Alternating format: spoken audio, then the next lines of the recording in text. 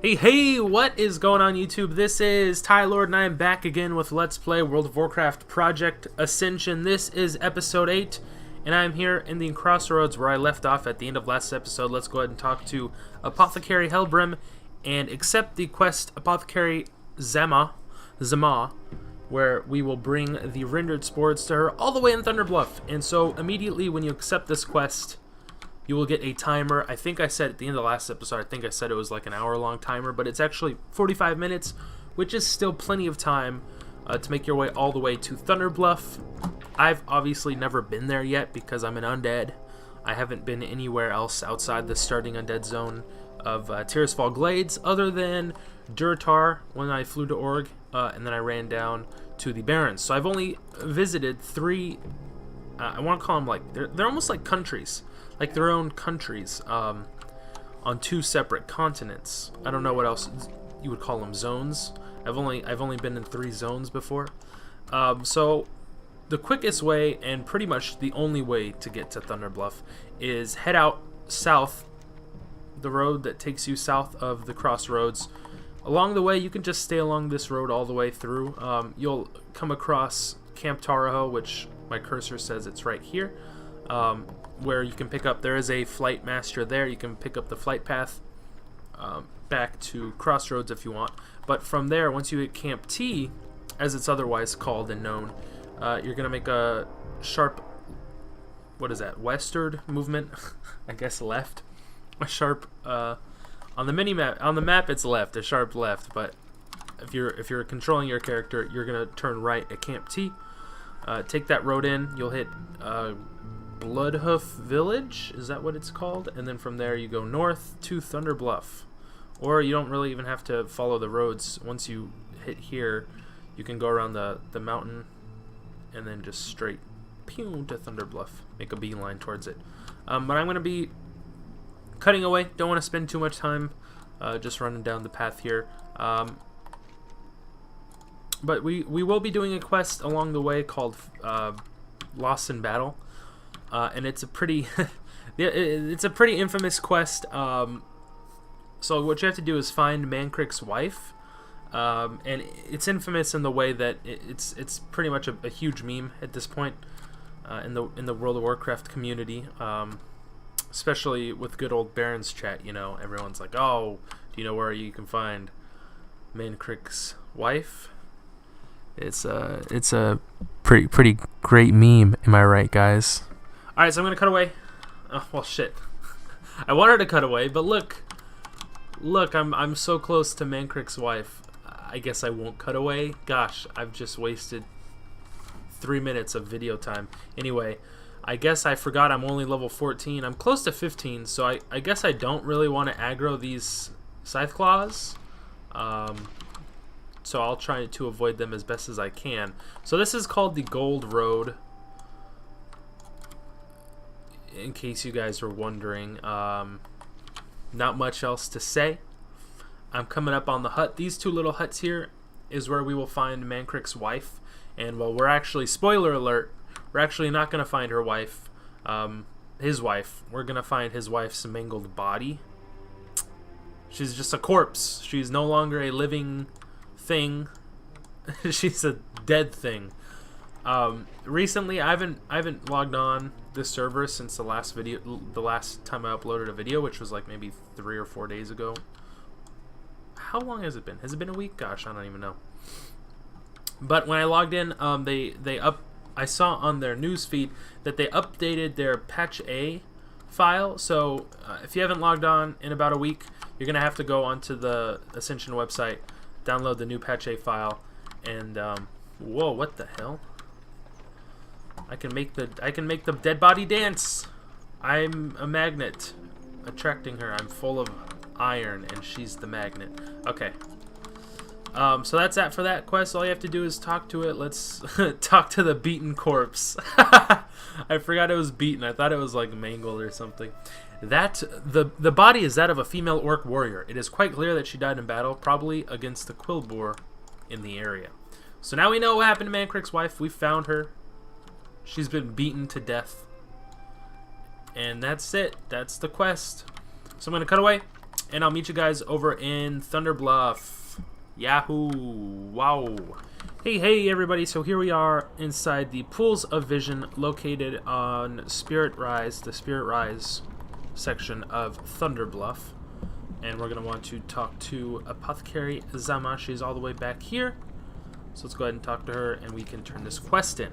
Now along the way, and I'll talk about this after I turn this quest in, because we will get to choose between the Elixir of Minor Fortitude, Minor Rejuvenation Potion, Swiftness Potion, or Minor Elixir of Agility. And I think I usually get the Swiftness Potion, but I think the best one is probably the Minor Rejuvenation Potion, because it restores mana and health.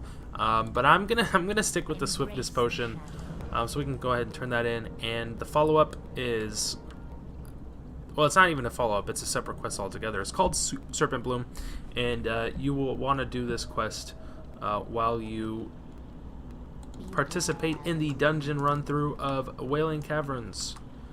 But I don't know how much dungeons I'll be running. I'm already 15, by the way. Oh, that's what I wanted to talk about, actually. Along the way, after I discovered a few places, namely Camp T, and I ran over and discovered Bloodhound Village, and then when I discovered Thunder Bluff, it ended up putting me over the top and leveling from 14 to 15. So I do have some stats that I need to allocate. So let's go ahead and put one into stamina and the other into agility, like I have been doing. And we did gain one ability essence and one talent essence. Obviously, there's nothing I can put one ability essence point into. So let's go to character advancements. And I was looking through most of all the different specs, the class specs, and I think I'm gonna go with an assassination rogue for the talent, Malice. Now there are quite a few talent trees that increase your melee or ranged critical strike chance. So assassination has one. I'm pretty sure Ret Pally has one down here somewhere. Increases your critical strike chance by 3% right there. Elemental Enhancement Shaman has one. Elemental Shaman has one for their Thunderbolt spells, but for melee they also have one. I believe it is right here. Thundering Strikes improves your chance to get a critical strike with all spells and attacks by 1%. Arms Warrior, no, not Arms Warrior, Fury Warrior, I'm sorry. Fury Warrior has one too. Increase your chance to get a critical strike with melee weapons, and increase your total strength by 1%. So all in all, Cruelty will be 5% increased crit strike and 5% increased total strength. Now I'm going with the Assassination Rogue version of it for now. I'll probably put points into other ones as we continue leveling up, just to get higher crit chance. Right now my crit's at 9.55%, so this will put me at 10.55, but it'll also give me 2% increased energy regeneration, and I think that'll be really helpful because I do use Sinister Strike as my main attack. Now I don't know where I can check, like even in spell, I don't think it will show you energy regeneration, so I'm not entirely sure where I can find that stat. I think it should be under melee normally if you're a rogue, but because this isn't, I'm technically not a rogue class, it won't show energy regeneration as part of the stats. So we're just going to be kind of in the dark there and just assume we have 2% increased energy regen. But by the time that we're done in like 4 more levels with Malice, it'll be increased melee and range critical strike chance by 5% and energy regeneration by 10%. So now that I'm done with that, I'm going to fly back down to the crossroads. So I'm going to cut away and I'll meet you guys down there. Alrighty, gang. I am back in the crossroads. Let's go ahead and talk to Mankrik over here. The man, the myth, the legend himself. He's not really a myth. He's real life. He's real. Okay, this was a bad intro, but I'm keeping it in. Damn it, I'm not editing this out. Let's go ahead and turn in Lost in Battle. And with that, we will actually earn the achievement 50 quests completed. Whoo doggy. That's a lot of quests, not really, but yeah. So now I'm going to head back out again we also gained, we gained about a third of our level. So we're actually cheating a little bit, and I shouldn't say cheating because that implies some wrongdoing. But apparently, from what I read, I don't even know where to put this. Will of the Forsaken. I never rest. I never use this, so I'm just gonna do this. I don't know why, but I never rest. What I was just talking about, I'm not cheating, but on the Ascension newsfeed, before you enter your account info and log into the game, they announced that because they got like 25 likes and 25 shares on this Facebook post of theirs, they're doing a double XP event for all of Wintervale, which runs from the 15th of December until January 2nd. So we are playing with 2 times experience, and because we are already rested, we have now 4 times gained experience instead of just 2, and so that's why we're leveling. We're going to be leveling quite a bit faster than normal. And now some might say, oh, but that's not Blizz-like, or oh, blah, blah, blah. But that's pretty much the point of this whole realm, is it's not Blizz-like at all. It's a classless server, you know?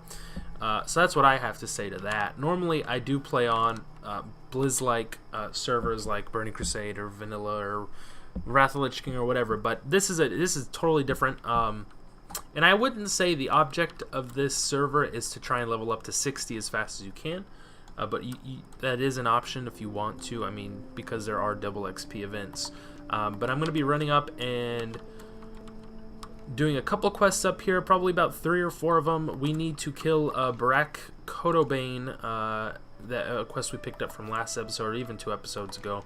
And then we also need to kill about 12 more or so centaurs and collect their bracers. We're going to be killing some prowlers, and then I'm going to be heading a little bit more north and killing some witchwing harpies and collecting their talons as well.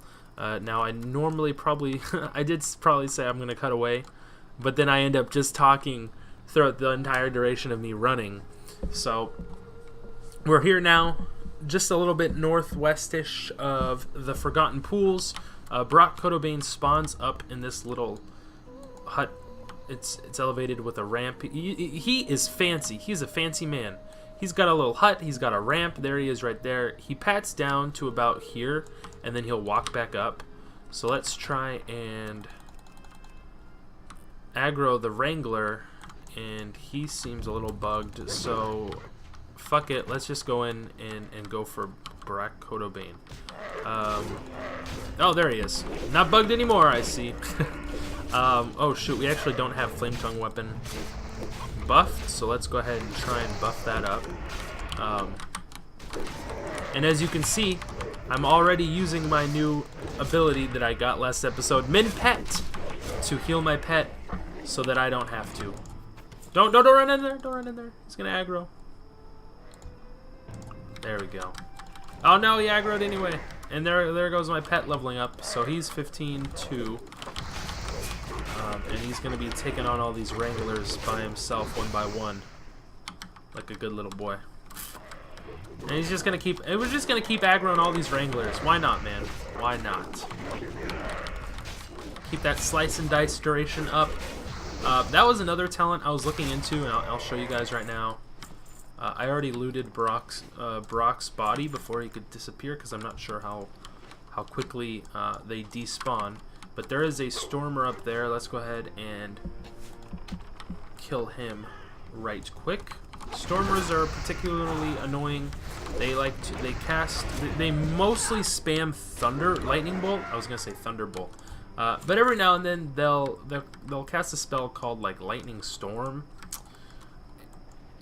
And it's sort of like Hurricane. It's like the Druid spell Hurricane. I believe that's what the spell is called anyway. Maybe not Hurricane. Maybe something else. It creates a little lightning cloud, and it's like an area of effect spell. It's kind of like Flame Strike with the prolonged damage. I wouldn't say prolonged so much as it's not like a one-time spell effect.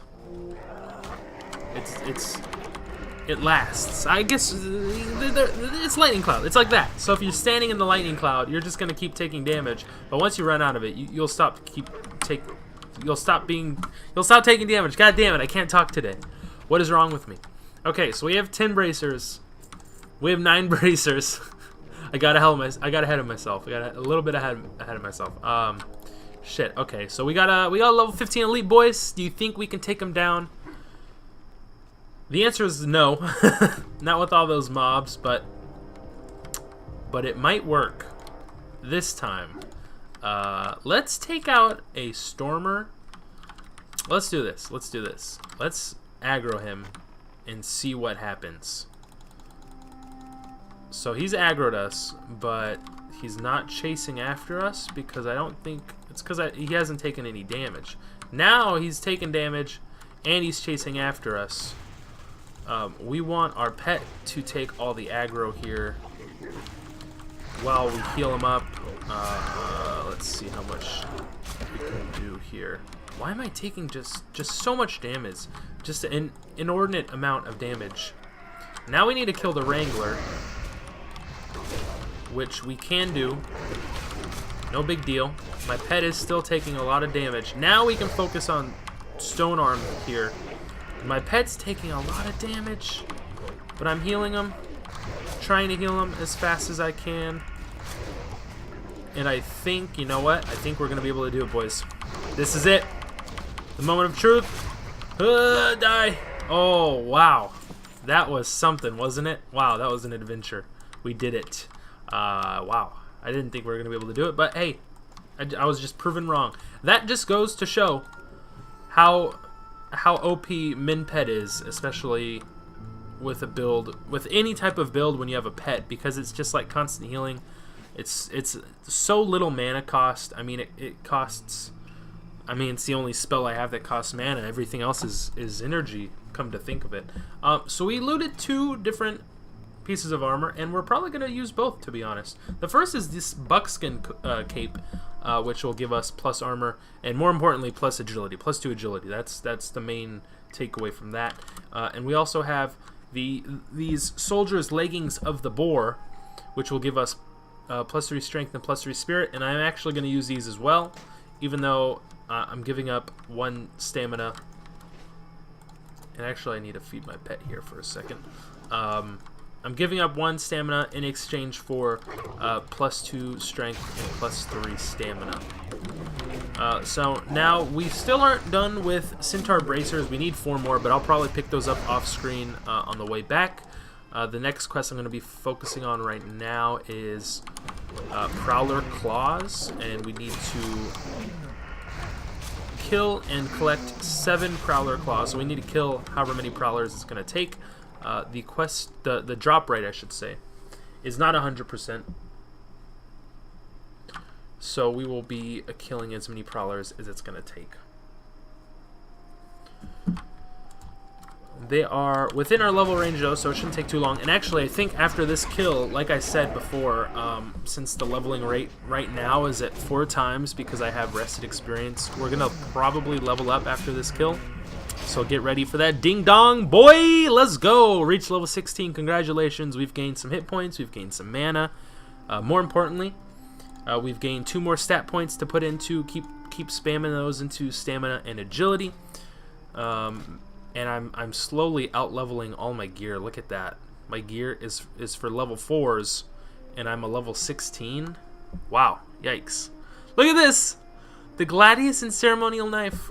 Wow, I'm leveling at an exponential rate, and I don't know how to feel about this. So let's go into character advancement, put another point into Malice. Let's upgrade that shit, get that increased crit strike chance. We're at 11.72, that's what I'm talking about, and 4% energy regen. And now this is where things get a little tricky, because since we're 16, we're an even level, we've gained our 2nd ability essence that now we can use to put into...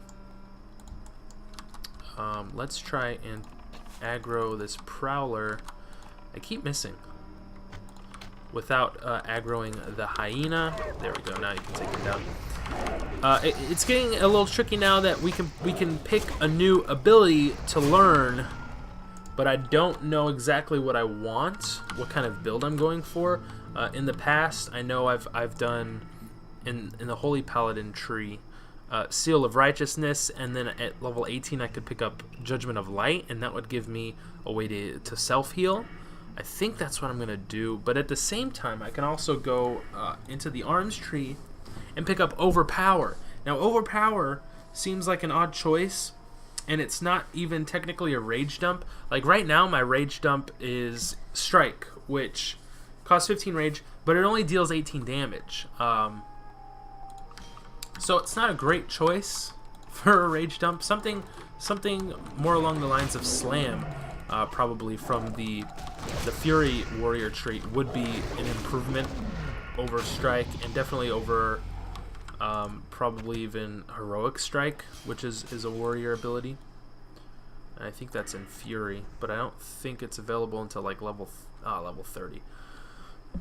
So our pet just leveled up. Since we level up to 16, it takes a little bit of XP afterwards for our pet to be able to level up to 16, and he did. Doggo did. So he unlearned Furious Howl rank 1. He learned rank 2, which just increases our melee and range attack power even more. I think rank 1 was like by 20, and now it's 43. And he learned Bite rank 3, which just again increases the damage done.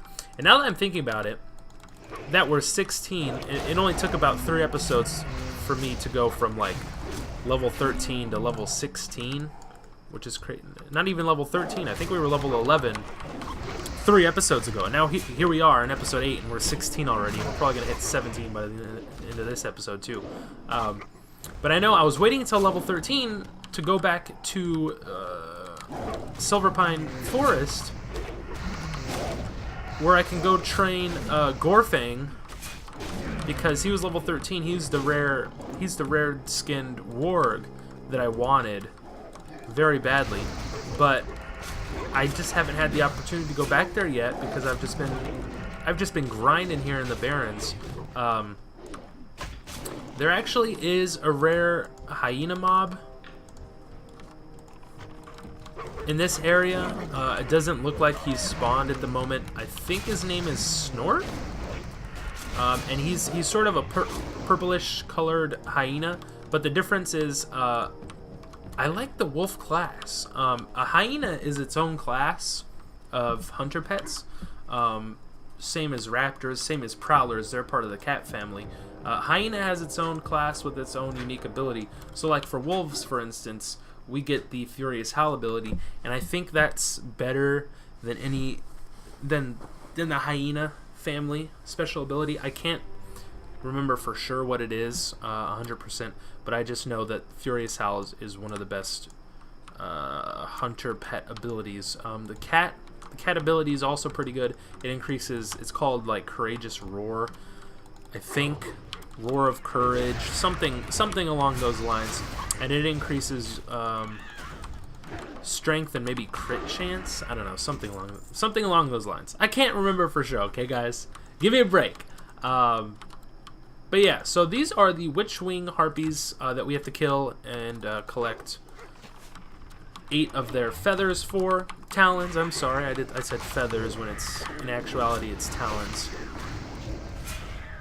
So I'm probably, you know what I'm gonna do here.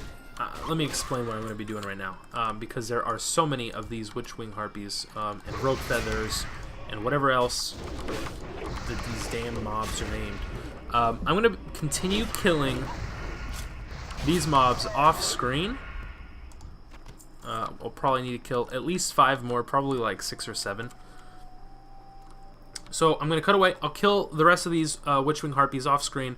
On my way back to the crossroads, I'll finish killing like 4 more centaurs that I need to collect their bracers, and then we'll stop off at Regthar Deathgate here, turn in the 2 quests I have, pick up the follow-ups, continue back to the crossroads, and turn in the rest of my quests I have there. At that point, I'll probably be like level 17 and a half, and I'll probably finish off this episode there. So I'm going to cut away, and I will see you guys at Regthar Deathgate to turn in all these quests. Alrighty, everybody, so here we are at Regthar Deathgate. Just so you guys can see on the minimap where he's located, just kind of northish of Wailing Caverns, and just westward out along the road from the crossroads. So let's go ahead and turn in. I have 2 quests here. My pets having a little seizure there. I hope you're all right, doggo. Please don't die. So let's turn in Centaur Bracers first, the 15 Centaur Bracers, and we have our pick of the litter. Holy cow, when it comes to these weapons, I was not expecting a nice green weapon, but here they are. Here it is, an axe, the pointed axe, which will give me plus 3.3 DPS and plus 1 agility, as I will replace it for my Gladius, my level 4 weapon, by the way. And it is a one-hander with a speed of 1.9, so man, that speed is just, we're gonna be outputting some damage there. I'm also thinking about picking up the Orcish bow if I didn't get a nice one-handed weapon, but obviously we did. And with that, we will also level up. So ding, congratulations, we've reached level 16. We've gained 11 hit points and 15 mana. Our stamina has increased, as will our stamina increase again, and our agility as we keep putting points into there. So let's go ahead and take a look at, well, let's go ahead and equip this and equip this. So there we have it. Let me buff both with Flame Tongue weapon so we can see what kind of damage we're outputting. When we have our dagger in our main hand, you'll notice our crit chance goes up, back up to 11. It was currently at 8 with my axe, and that's because when you have a new weapon, I wouldn't even say a new weapon, when you're equipping a weapon that doesn't have, you know, the proper weapon skill. So my one-handed axe is 1 out of 85, so I'm gonna have to level that up a bit, or train that up a bit, not level. You won't have any of the added critical strike chance. So when you start leveling this up or training this up to 85, then you'll have the increased crit chance. So our DPS here is going to be 13.2 or 8.6 for offhand. Otherwise, it'll be 11.5 and 9.9. So we're going to want to have our pointed axe in our main hand. It's a little slower than our dagger. Usually you like your dagger, the faster weapon, in your offhand. But at the same time, pointed axe actually does more physical weapon damage. It's 9 to 18. So that will increase the damage on all of our attacks that deal weapon damage as the attack. So for instance, Sinister Strike, an instant strike that causes 6 damage in addition to 100% of your normal weapon damage. Well, since we have the pointed axe in our main hand, it does more damage. Sinister Strike, excuse me, will deal more damage with the axe than if we had the dagger in our main hand. But we will have to train up, obviously, our axe weapon skill in the meantime. Let's go ahead and turn in Kolkar Leaders. This was Brack Kodobane's head, and he will give us a shit ton more of experience and some silver. 8 silver, not too shabby. I'm pretty much set on gold. I transferred some over in like episode 2 from my main character. So the follow-up from that Kolkar Leaders is Varog the Dervish. So he wants us to bring, Regthar wants us to bring him Varog's head, and that quest can be done over at the Stagnant, nearby the Stagnant Oasis. So we now have 3 ability essences and 1 talent essence. I still haven't spent all of these essences, but I will right now, actually. Let's go back into Assassination Rogue, into the talent section, and upgrade Malice again, so that will increase our crit chance by an extra %. So just so you guys see, it'll probably end up being somewhere like 12.8 or 12.9% critical strike chance. And our energy regeneration is increased by 6%. Now, I still need to spend my ability essences and gain a new ability. So let's go into the Holy Paladin tree, go into the spell book section. This is on the left-hand side. The right-hand side is display talents. We want to go to display spells and pick up Seal of Righteousness. That is right. That is a spell I've talked about before. I've actually used it before in this Let's Play. If you guys watched earlier in like episode probably 2 or 3, when I was level 4, level 5, level 6, around there, I had a Seal of Righteousness. It is a buff. It is I wouldn't call it a weapon buff. It's a self buff, obviously. It's not a weapon buff like Flame Tongue weapon is, but it fills yourself with holy energy. Let me just read this tooltip here. With Holy Spirit for 30 minutes, granting each main hand melee auto attack, and paladin ability 5 additional holy damage. Only one seal can be active on the paladin at any one time. So along with the flame tongue weapon damage, or just flame tongue damage, which deals damage for each weapon, so we're dealing multiple hits. So let me just go over this quickly. So imbue the shaman's weapon with fire, increasing total spell damage by 7, but we don't use any spells at this point in time. We're not using any spells, so you can ignore that. Each hit causes 4.2 to 13 additional fire damage based on the speed of the weapon. Slower speeds cause more fire damage per swing. So since we have two very quick hitting weapons, they're probably going to be dealing somewhere between 4 and 5 damage per hit on top of just pure weapon damage. So let's just say this hits for 9, it'll be 9 plus 4. This will hit for, let's just say, I don't know, 10. It'll be 10 plus 5. And then you have on top of that an extra 5 from our main hand weapon, thanks to Seal of Righteousness. And once we hit 18, one more level, we can get Judgment of Light from the Retribution tree. And then things will surely start kicking up into maximum overdrive when we unleash our seal, quote unquote. It won't eat before this expansion. When you use a judgment, it would eat your seal, and you'd have to rebuff yourself up with a new seal. That doesn't happen in Wrath of the Lich King, so it won't eat our Seal of Righteousness. It'll just unleash the seal's energy, causing 23 damage to the enemy. On top of that, they kind of retooled judgments in Wrath of the Lich King. It will grant attacks made against the judged enemy a chance of healing the attacker for 2% of their maximum health, and that's for each weapon swing. So we'll really start being able to self-heal ourselves a lot better than we currently are now, which is 0 self-heal other than some first aid bandages. So this is the quest Prowlers of the Barrens. Let's go ahead and turn this in. 7 Prowler Claws in exchange for 7 pieces of silver and a nice chunk of experience there. And the follow-up to that is Ichiyaka. So Surgura Darkthorn wants us to bring her the hide of Ichiyaka. This quest is completely gray at this point.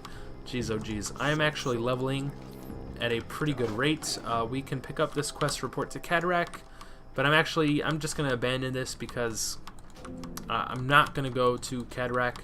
That's Northern Barrens, just below Ashenvale. It's pretty much, the quest will be here at the border of the Barrens and Ashenvale, but I don't like Ashenvale. I do not like questing there, so I'm going to try and avoid it as best as I can. Let's go ahead and turn in the quest Harpy Raiders. Now we've completed that, and we have the follow-up quest Harpy Lieutenants. So now Darsok Swiftdagger wants us to go back to the Dry Hills and collect 6 Harpy Lieutenant rings, and we will get them from killing Witchwing Slayers. And that's it, Witchwing Slayers. So let's go ahead and turn that in. And that's going to be it for this episode. We are already, I think we leveled up, gosh, 3 times? I think we started this episode at level 14, and we're ending it at level 17. That is what I call progress. Hell yeah. I am hyped. I am hyped. We're already halfway to level 18.